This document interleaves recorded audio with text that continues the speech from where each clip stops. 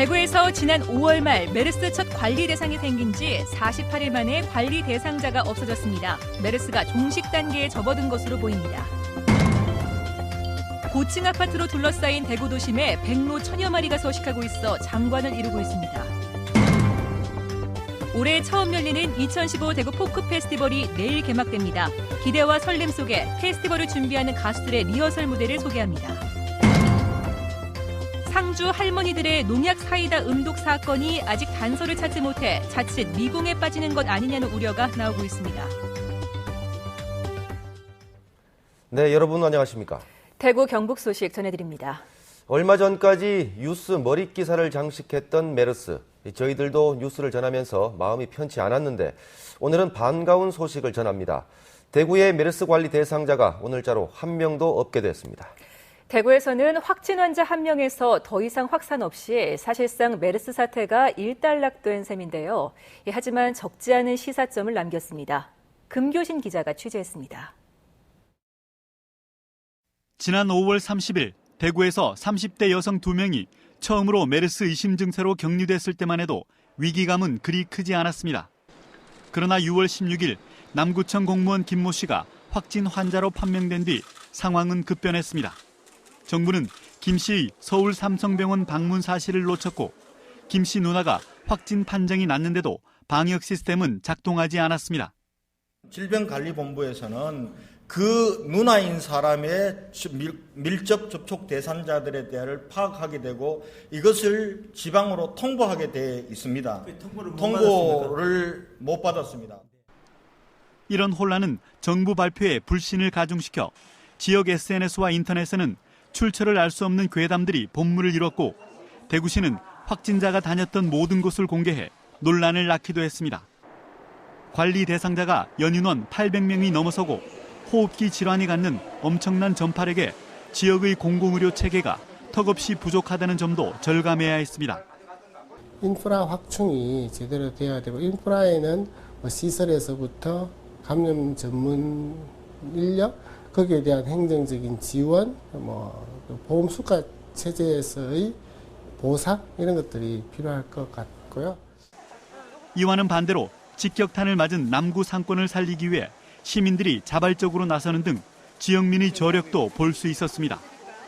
대구시는 관리 대상이 없어졌지만 정부의 종식 선언이 있기까지 감시 활동을 계속하는 한편 메르스 백서 작성에 나서는 등 후속 대책 마련에 착수했습니다. 앞으로 대구 자체가 어떻게 대책할 것인가 그런 문제를 우리가 심도 있게 논의를 해가지고 대책을 하나하나 세워가고 또 그중에는 중앙정부로도 지원을 받아야 될 것이 많기 때문에 메르스 사태로 가장 힘들었던 이곳 대명시장 상인들과 주민들은 조금씩 안정을 되찾아가면서 그동안의 혼란을 잊어가고 있습니다. 그러나 이번 메르스 사태 동안 드러났던 여러 가지 문제들을 개선하고 반복하지 않으려는 노력은 이제부터가 시작입니다. MBC 뉴스 금교신입니다. 상주에서 발생한 농약 탄산음료 사건 수사가 난항을 겪고 있습니다. 결정적인 증거가 없어 진술과 탐문에 의존해야 하기 때문인데 이러다 장기화되지 않을까 걱정입니다. 정동원 기자가 보도합니다. 대화가 가능할 정도로 회복 중인 피해자 A씨는 누군가 고의로 농약을 탔을 것으로 추정합니다. 소량의 농약을 실수로 사이다에 넣을 가능성이 희박하다는 겁니다. 목이 말라서 내가 뭐지요. 말해간에 냉장고에 들은 거는 그렇지가 않아요. 같아요. 맛이. 경찰 수사도 타살 가능성에 집중하고 있습니다. 마을 주민 86명 모두를 최소 2차례 접촉해 알리바이가 있는지 행적을 조사하고 있습니다. 마을에 드나든 외부 차량의 행적도 조사 대상입니다. 그러나 뚜렷한 증거가 없다는 게 문제입니다. 사이다병의 지문은 쪽지문만 남아있고 마을 회관에 CCTV가 없어 사건을 전후해 누가 출입했는지 모릅니다. 범행 도구인 살충제 성분의 농약도 농촌에서 흔히 구입해 쓰기 때문에 용의자를 특정 짓기 힘듭니다. 용의자 특정된 건 없습니다. 특정이라기보다 별도 의심가는 없습니다. 전혀 없습니다. 그건 아직 없습니다. 사건 발생 사흘째, 평화롭던 마을은 서로를 믿지 못하게 됐습니다. 저희도 처음에는 이제 설마 누가 넣었겠냐 이렇게 그런 거보다 생각했는데 다 무서워하더라고요. 진술과 탐문에 의존해야 하는 수사가 초기에 해결되지 못하고 자칫 장기화하지 않을까 우려의 목소리도 나오고 있습니다. MBC 뉴스 정동원입니다. 대구 환경운동연합은 낙동강과 지천의 합류 지점 부근인 성주 백천에서 발생한 물고기 떼죽음은 보 때문에 강이 깊어지고 흐름이 거의 정체되면서 각종 부유물이 썩어 산소 농도가 떨어졌기 때문이라고 강조했습니다. 환경운동연합은 낙동강에서는 보 때문에 물고기 떼죽음과 심한 녹조 현상이 해마다 반복되고 있다며 보의 역기능이 크다고 비판했습니다. 정부 3.0이라고 들어보셨습니까? 공공정보를 국민에게 개방해 소통과 참여를 이끌어내자는 박근혜 정부의 핵심 정책 기조인데요. 공공기관을 대상으로 한 첫 토론회가 오늘 김천 혁신도시에 있는 한국도로공사에서 열렸습니다. 이상원 기자가 보도합니다. 우리나라 대부분의 고속도로 최고 제한 속도는 시속 100km. 자동차 성능 향상과 도로 여건 개선으로 이 제한이 맞는지 즉석 토론이 열리고 모바일 투표가 진행됩니다. 속도를 줄이는 것이 저도 깜짝 놀랄 때도 있고 뒤에서 가는 경우에 앞차 갑자기 속도를 줄여버리면 저도 놀랄 때가 있기 때문에 현실을 반영해서 속도를 높여야 한다고 생각해서 참여를 눌렀습니다. 제한 속도를 높이자는 의견이 압도적으로 많자 적정 속도를 알아보는 투표가 이루어집니다. 제가 120km 되면은 2시간 안에 그래도 우리 딸 이렇게 갈 수 있을 것 같아서 120km 선정했습니다. 제시된 의견들을 토대로 대안을 제시하고 평가한 뒤 필요한 정책의 밑그림을 그리는 작업도 진행됩니다. 주민들한테 선제적으로 서비스를 제공하는 것이고 또 협업과 소통을 통해서 종전의 칸막이를 완전히 극복하는 것인데 공공기관마다 가지고 있는 그 특색을 전부 살려서 그 공공기관에 맞는 맞춤형의 정부 3.0을 실천하는 그런 길을 찾는 방식이죠. 토론회에서는 한국도로공사가 국민 의견을 받아 싼 값의 하이패스 단말기 100만 대를 보급한 것을 비롯해 국민체육진흥공단, 건강보험심사평가원 등 분야별 공공기관들의 정부 3.0 우수 사례도 발표됐습니다. 국민이 주인이 되는 정부를 만들겠다는 정부 3.0 비전이 선포된 지 이제 2년이 지났지만 국민들은 여전히 그 효과를 체감하지 못하고 있다는 의견이 여전히 많습니다. 국민의 목소리를 생생하게 전달할 수 있는 이 같은 현장 중심의 정책 마당을 더욱 활성화해야 할 것으로 보입니다. MBC 뉴스 이상원입니다.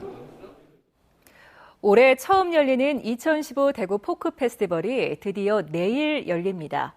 참가하는 가수들도 막바지 연습에 한창인데요. 이 기대와 설렘 속에 포크 페스티벌을 준비하고 있는 가수들의 리허설 무대를 김철우 기자가 소개합니다.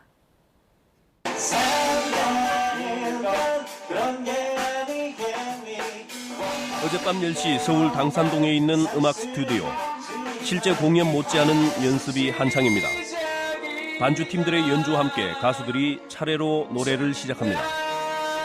이들은 포크 페스티벌 둘째 날인 18일 무대에 오를 가수들로 그들만의 음색과 분위기로 김광석을 추억하는 무대를 꾸미게 됩니다. 저희 김광석 콘서트 같이 했던 우리 팀들인데 이 팀들 위주로 저희 하루를 맡아서 하게 됐어요. 그래서 거기서 부를 노래들 물론 많이들 연습해왔던 노래들이지만 또 대구 상황에 맞게 조금씩 편곡을 달리해서 연습하고 있습니다. 이번 페스티벌의 출연진들이 화제를 모으고 있는 가운데 대구 포크 페스티벌에 참가하는 가수들 역시 흥분과 설렘을 감추지 않습니다. 선후배들이 한 자리에 모일 수 있는 이런 자리가 흔치 않은데 이 포크 페스티벌을 통해서 다 같이 모여서 함께 축제라는 생각을 하니까 벌써부터 설레고 아주 기분이 좋습니다. 또 좀 더운 날씨지만 야외에서 펼쳐지는 무대잖아요. 그게 정말 어떤 사람과 사람들 되게 긴밀하게 좀 만날 수 있는 느낌이 좀 있어요. 그냥 공연장 안에서 실내에서 만나는 것보다 더 열기가 한 번에 느껴지거든요. 김광석에서 시작된 열기가 포크 음악 전반으로 확산되길 기대하고 있습니다. 김광석 다시 부르기 공연이 대구에서 시작해서 저희들이 이제 굉장히 큰 성공을 이루었거든요. 이 포크 페스티벌도 아마 대구에서 하기 시작해서 아마 전국으로 번지면서 포크 음악에 정말 다시 한번 부활을 꿈꾸는 그런. 포크의 본고장 대구에서 쉽게 색바래지 않는 아날로그 감성과 추억의 장이 내일부터 사흘 동안 코롱 야외 음악당에서 펼쳐집니다. MBC 뉴스 김철우입니다. 대구 도심에 1000마리가 넘는 백로와 외가리가 둥지를 틀었습니다. 반기는 사람도 있고 싫다는 사람도 있는데 이 새떼가 도심에 무리지어 사는 이유가 뭔지 양관희 기자가 보도합니다. 고층 아파트로 둘러싸인 야산 푸른 숲이 빼곡히 앉은 백로떼로 하얗게 변했습니다. 대백로, 쇠백로 같은 백로떼와 해오라기, 황로 같은 외가리과까지 모두 1,500여 마리에 이릅니다. 필리핀이나 중국 남부에서 날아온 여름 철새로 20년 사이 5배 정도 늘었습니다. 일부러 그거 보려고도 지나가고 또 저것들 소리하는 것도 꼭꼭꼭 소리 내는 것도 참 좋고 좋아요. 지금 가보면은 새끼들을 까가지고 쳐다보면 보기 좋아요. 낙동강과 금호강 인근의 기존 서식지가 개발 탓에 줄어들자 먹이를 구하기 쉬운 도심 하천으로 옮겨온 것으로 보입니다. 우리도 여기가 도심의 한가운데지만 얘들로 봐서는 먹이를 구하는 도심의 한가운데 아주 코어 지역에 존재한다 이렇게 보면 되겠습니다. 새들을 반기는 시민도 있지만 악취와 울음소리 때문에 민원도 늘고 있습니다. 새들의 서식지가 점점 줄어드는 상황에서 도심 속 공존을 위한 해법을 고민해 볼 때입니다. MBC 뉴스 양관입니다. 조직 개편을 한 대구 기상지청이 장기예보 업무를 시작해 오늘부터 1개월과 3개월 단위로 기온과 강수량, 기압계 동향 등 기상 전망을 예측해 발표합니다. 또 지역민의 여가 활동과 지역 축제에 도움을 주기 위해 봄꽃 개화 시기와 단풍 예상 시기 등 계절 기상 정보도 발표합니다. 지금까지는 장기예보 업무를 부산지방기상청에서 담당했습니다. 동해안 어민들이 요즘 울상이라고 합니다. 오징어 어획량이 크게 줄어 조업을 해도 적자가 나기 때문인데 그 바람에 오징어 값은 폭등하고 있습니다. 장성훈 기자입니다. 동해안 최대 오징어 산지인 포항 구룡포항. 밤샘 조업을 마친 오징어 배들이 새벽 안개를 헤치고 들어옵니다. 오징어를 사려는 상인들이 배 앞으로 몰려들지만 잡은 오징어는 평소의 3분의 1도 되지 않아 경매는 시작과 동시에 끝나버립니다. 4-5천 마리를 잡아야 우리 하루 일당 떨어지고 밥값이 그러니까 적자 없고. 올 들어 동해안 전체 오징어 어획량은 지난해에 비해 26% 줄었고 특히 6월 들어서는 지난해의 절반 이하입니다. 때문에 대부분의 오징어 배들은 출어를 포기하거나 올해 이례적으로 오징어가 많이 잡힌다는 서해까지 원정 조업에 나서고 있습니다. 동해는 거기 없어요. 지금쯤 되면 좀 나야 되는데 동해는 배가 없어요. 이 동네 그 많은 배들 전부 다 진도 갚고 오늘 또 일부 다 갚으면 이제 배 없을 거예요. 동해에서 오징어가 사라지고 있는 건 북한 수역에서 중국의 대형 트롤로선 2,000척가량이 싹쓸이 조업을 하는 데다 수온이 예년보다 낮아 오징어 유입을 막고 있기 때문입니다. 이렇다 보니 요즘 오징어 값은 천정부지로 치솟아 서민 생선이란 말을 무색해하고 있습니다. 산 오징어 한 마리의 수협 위판 가격은 4,000원 선, 예년에 비해 2-3배 뛰었고 냉동 냉장 오징어 값도 20% 올랐습니다. 너무 비싸니까 소비자들도 사 먹기도 힘들고 파는 사람도 많이 애로서 많습니다. 수산당국은 오징어가 본격적으로 남하하는 이달 말부터 상황이 나아질 걸로 보고 있지만 어민들은 최근 10년 사이 어획량이 절반으로 줄었다며 이러다간 명태처럼 오징어도 동해에서 자취를 감추는 건 아닐까 불안해하고 있습니다. MBC 뉴스 장성훈입니다.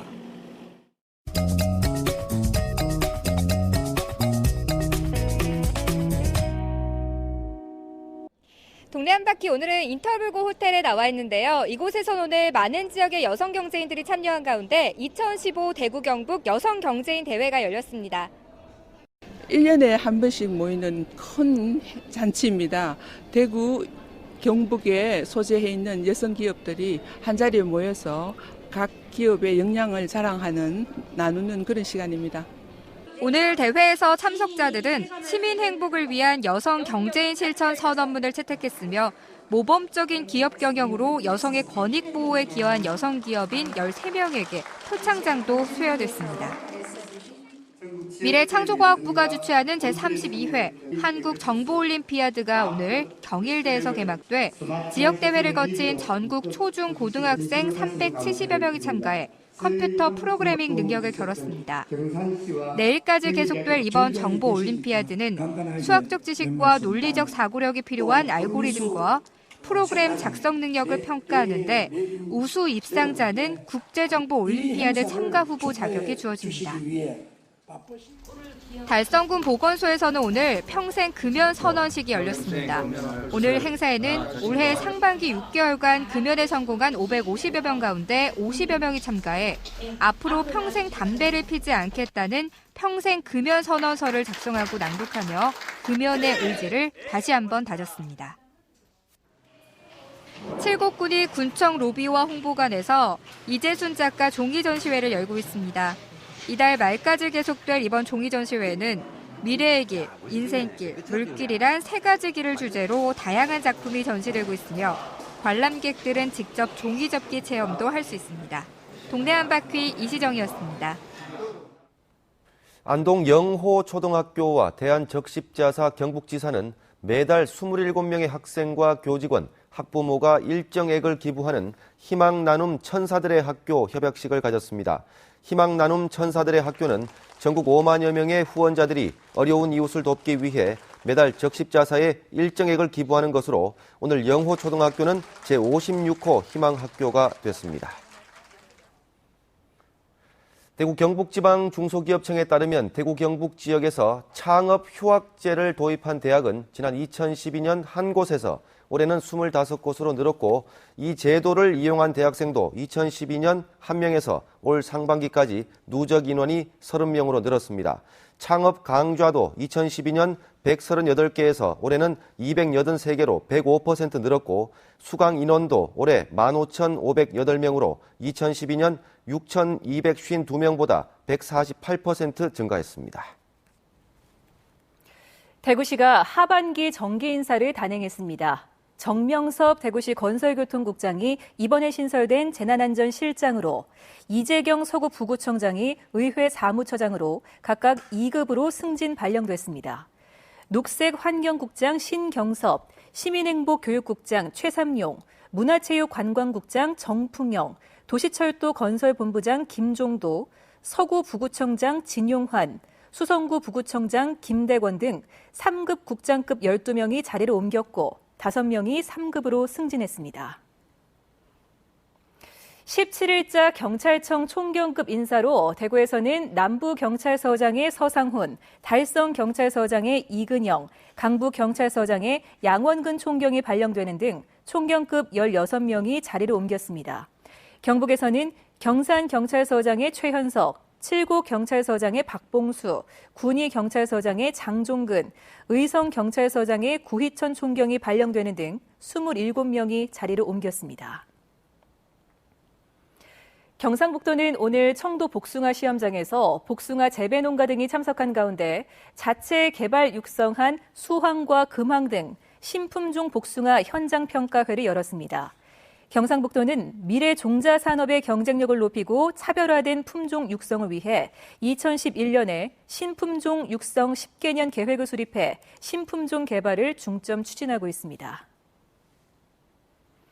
2015 경북 문경 세계군인체육대회 조직위원회가 오늘 주식회사 아모제푸드와 선수촌 급식 부분 공식 후원 계약을 체결해 지역 경제 활성화 차원에서 농수축산, 쌀, 육류 등 주요 식자재를 지역업체에서 우선 구매하기로 했습니다.